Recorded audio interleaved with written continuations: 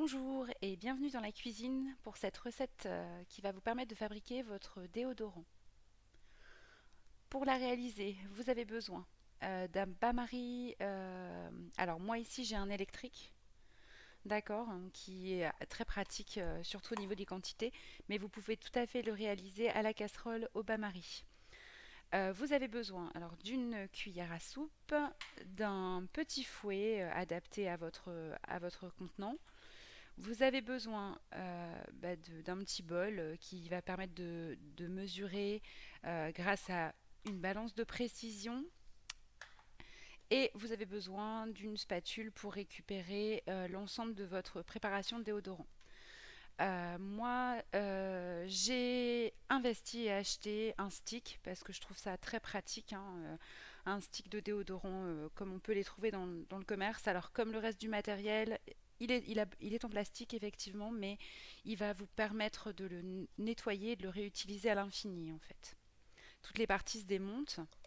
Donc là, voilà, aujourd'hui c'est le blanc, mais il existe alors sur le site que je cite régulièrement, c'est-à-dire Aromazone. Il en existe aussi des mauves. Au niveau des ingrédients, donc ce déodorant va être préparé avec de l'huile de coco bio. Pourquoi? Parce qu'elle nourrit et hydrate la peau. Elle est en plus riche en vitamine E qui est antioxydante, qui va permettre de n'utiliser aucun conservateur pour votre déodorant. Et cette huile de coco, avant d'être fondue, elle est solide et elle va permettre d'obtenir la texture d'un déodorant en stick traditionnel. Si vous n'avez pas le stick, vous pouvez tout à fait utiliser de petits récipients, de petits pots que vous refermez et utiliser votre doigt pour prélever le déodorant et ensuite l'appliquer au niveau de vos aisselles. Vous avez besoin d'huile essentielle de Palmarosa. L'huile essentielle de Palmarosa est un déodorant naturel. Euh, Elle est antibactérienne et elle s'oppose au développement des mauvaises odeurs. Vous avez besoin de bicarbonate de soude parce qu'associé à l'huile de coco, il crée un milieu favorable, défavorable plutôt, au développement des micro-organismes responsables des mauvaises odeurs. Et ensuite, vous avez le choix, c'est-à-dire que vous pouvez ajouter un certain nombre de senteurs qu'on trouve facilement, alors pareil sur le site de tout à l'heure, hein, Aromazone, mais sans doute ailleurs aussi, en boutique bio sans doute. Donc là, il y en a plusieurs. Donc en fonction de l'odeur que vous souhaitez pour votre déodorant, alors le Palmarosa donne déjà une odeur sympathique, mais vous pouvez utiliser une senteur supplémentaire. Aujourd'hui, alors moi j'aime beaucoup la rose, donc je vais créer le mien avec la senteur pétale de rose.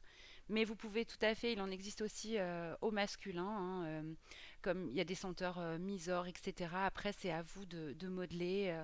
On peut mettre de la violette, on peut mettre du muguet, on peut mettre du lilas, du bois d'inoki qui est une odeur pareille, un peu plus masculine, du vétiver si vous aimez ça. Ça, c'est à vous de voir au niveau de la senteur ce que vous préférez, ce que vous souhaitez pour votre déodorant. J'ai déjà préparé l'huile de coco. J'ai mis 40 grammes d'huile de coco dans mon récipient. J'ai mesuré hors caméra et je vais maintenant faire chauffer. Dans le même temps, j'ai mesuré les 20 grammes de bicarbonate de sodium. Et en attendant que ça chauffe, donc je vais mélanger régulièrement mon huile de coco pour qu'elle devienne liquide. Je vais le faire évidemment hors caméra parce que c'est pas ce qui vous intéresse le plus. Et je reviens. De retour après avoir laissé fondre l'huile de coco, donc elle est devenue complètement liquide. C'est à ce moment que je vais ajouter mes 20 grammes de bicarbonate de sodium. Je vais prendre le temps de bien mélanger pour que l'ensemble soit homogène. Alors là, comme j'avais mélangé et qu'il n'y avait pas de grains au niveau du bicarbonate, ça semble assez rapide. On reste un peu, on essaye de ne pas en perdre. Voilà, vous pouvez passer, vous pouvez avancer la vidéo évidemment, hein. Lorsque l'huile de coco et le bicarbonate sont complètement mélangés, donc on obtient un mélange blanc, on ne voit plus de poudre. Je fais tout ça toujours sur la source de chaleur pour ne pas que l'huile de coco se solidifie trop rapidement. Après, ça dépend aussi de la température chez vous. Voilà, je vais baisser par contre pour essayer de préserver au maximum les propriétés de mon huile essentielle. Et je vais ajouter 8 gouttes d'huile essentielle de Palmarosa.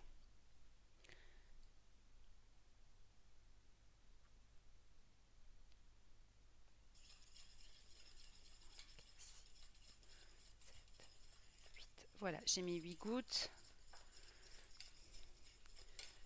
Alors évidemment, ce déodorant n'est pas à utiliser chez les enfants, hein, toujours pour les mêmes raisons concernant les huiles essentielles. Il n'est pas à utiliser non plus chez les femmes enceintes, hein, ni chez les personnes allergiques, évidemment, ou faisant des crises d'épilepsie. Il vaut mieux toujours être prudent, même si c'est par voie cutanée, ça passe dans le sang. Alors les enfants et le déodorant, normalement, ils n'en ont pas besoin de toute façon. Et c'est à ce moment que je vais ajouter ma senteur. Donc là, j'ai choisi, donc, comme je vous l'ai dit, les pétales de rose. Alors il faut faire ça assez rapidement parce que l'huile de coco se resolidifie assez vite. Et là, je vais ajouter mes 10 gouttes de senteur. Donc j'ai choisi les pétales de rose. Hop, 2, 4, 5, 6 et 10. Voilà, j'ai terminé. Ça sent très bon.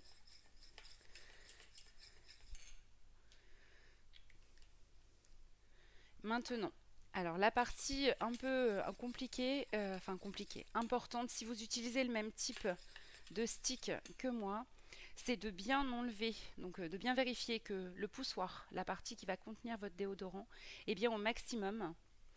Ensuite, de bien vérifier que le bouchon est posé. Alors à l'intérieur, il y a la forme sympathique de notre stick qui va se créer à l'intérieur du récipient et d'ouvrir pour avoir les petits trous par lesquels vont passer la préparation. Alors là, c'est pareil, il faut être un petit peu précis et méticuleux pour ne pas perdre de notre préparation. Alors, ce réchaud a aussi l'intérêt d'avoir, pareil, hein, des versoirs de chaque côté qui permettent donc d'être assez précis. Voilà, donc je fais passer la préparation qui est chaude, hein. Faut faire attention, ça c'est pas recommandé au niveau de la fabrication avec les enfants. C'est vraiment pas quelque chose. C'est chaud et c'est de l'huile, donc ça peut brûler. Donc faites attention à vous, à vos mains. Et lorsque c'est fait, donc je récupère avec ma spatule l'intégralité de mon mélange pour ne pas en perdre. Voilà, c'est fait. Donc maintenant, je vais refixer l'opercule. Voilà, donc j'obtiens ceci. Donc évidemment, l'huile de coco est encore liquide. Pardon, je vérifie la caméra.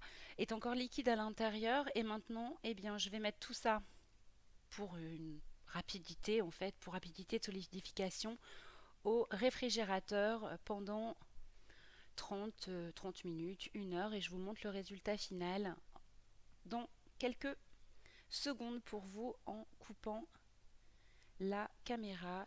Voilà. Après 1 heure de patience au congélateur ou quelques heures au réfrigérateur, voilà ce qu'on obtient. Le mélange est complètement solidifié à l'intérieur.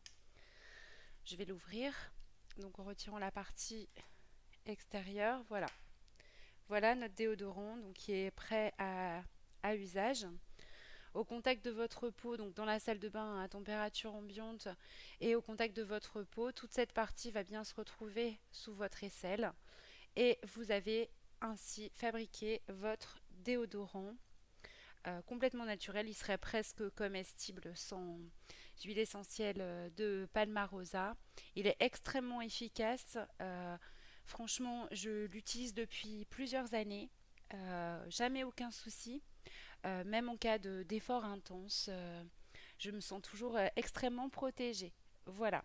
Écoutez, j'espère que ça vous aura plu, que ça va vous permettre de le fabriquer vous-même à la maison. Si vous n'investissez pas dans ce stick, vous pouvez, comme je l'ai dit au départ, tout à fait avoir un petit récipient qui se referme et tremper votre doigt avec la peau, c'est pareil, hein, ça va chauffer et ensuite l'appliquer au niveau de vos aisselles.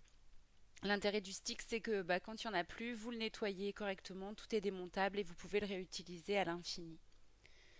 N'hésitez pas à mettre un commentaire si vous avez des questions ou à nous écrire à nature.asso1901@gmail.com. Vous retrouverez, comme pour toutes les autres vidéos, l'intégralité de la recette en commentaire, enfin, en dessous, en descriptif de la vidéo.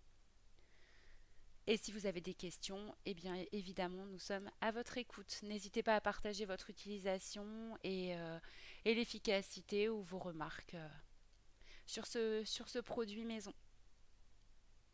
À bientôt!